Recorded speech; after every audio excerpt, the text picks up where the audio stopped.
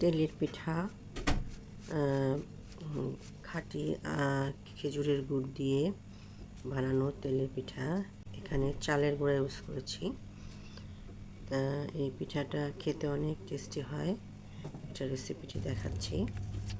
প্রথমে আমি খেজুরের গুড় নিয়েছি, পাতলা যে গুড়টা পানি দিয়ে পাতলা করে নিয়েছি।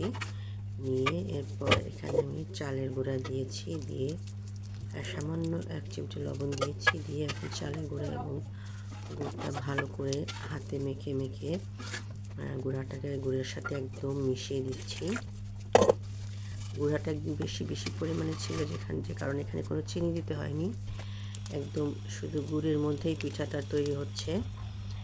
এখন এই গোলাটা আমি তৈরি করে ফেলেছি, পিঠা বানানোর যে গোলা, সেই গোলাটা তৈরি হয়ে গিয়েছে। এখন আমি তেলের ভিতরে এই পিঠার গোলাটা দিয়ে দিলাম 1 চামচ। দিয়ে এখন পিঠাটা ভেজে নেব। প্রথম পিঠাটা ভাজতে গিয়ে এটা ভেঙে গিয়েছিল, ভালো হয়নি, নষ্ট হয়ে গিয়েছে। পরের দ্বিতীয় পিঠাটা ঠিকঠাক মতো হয়েছে।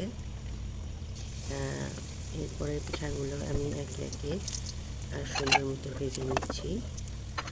আর যেহেতু এটা একদম পুরোটাই খেজুরের গুড় দিয়েছিল, এখানে কোনো চিনি ব্যবহার করা হয়নি, গুড়ের কারণে পিঠার রঙটা একদম কালো হয়ে গিয়েছে।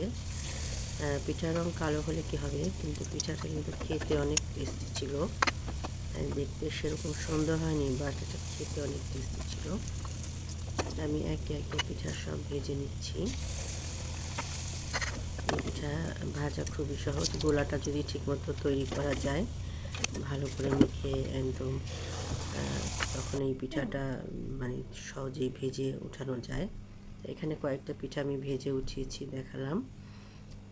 এই পিঠাগুলো ভাজার পরে এরকম একটা লুক এসেছে, আর খেতেও অনেক মজাদার ছিল।